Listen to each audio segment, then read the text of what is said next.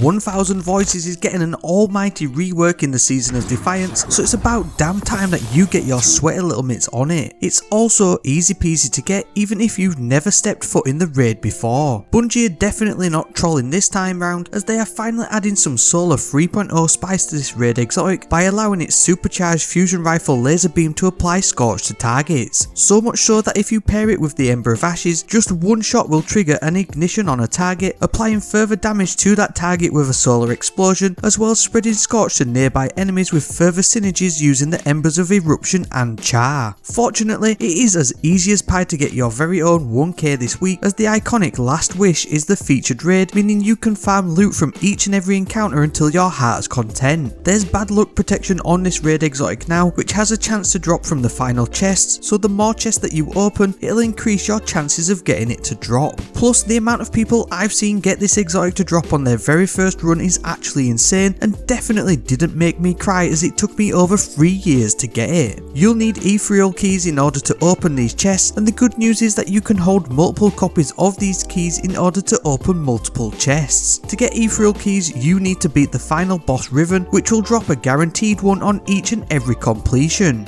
Fortunately, you don't need to do Riven legit, or even the raid for that matter, as you simply need to head to the wish wall following this route here from the start of the raid and enter this code shown right here on the screen on the wish wall to immediately jump to the Riven boss fight. You should definitely be using any of the popular high damage one phase boss melt strats. To get to the boss damage phase using the path of least resistance, it's fairly straightforward. Simply start the encounter by getting each member of the fire team to stand on a trapdoor, then float down past Riven and run to the back corner of the very first room to hit the joining player's timer. This will teleport you back to the start, and then you just need to listen for Riven. If the comms are quiet, you'll easily hear which side she's gone to, so simply run to the opposite side and jump down the corridors to reach the boss room. Kill some adds, and then eventually Riven will appear. Simply unload everything you have and you'll easily one phase to trigger the final stand mechanic. Jump up through the platforming section, and as long as one player gets to the teleport at the top, all of the team will pull through. Get ready to finish off Riven and then run through its mouth and shoot Riven's heart to finish the encounter. At this point, I'd recommend running this again to get a few more keys before finishing the raid on the Queen's Walk. This is really just a relay race, as you carry the heart back through the raid to the Techians.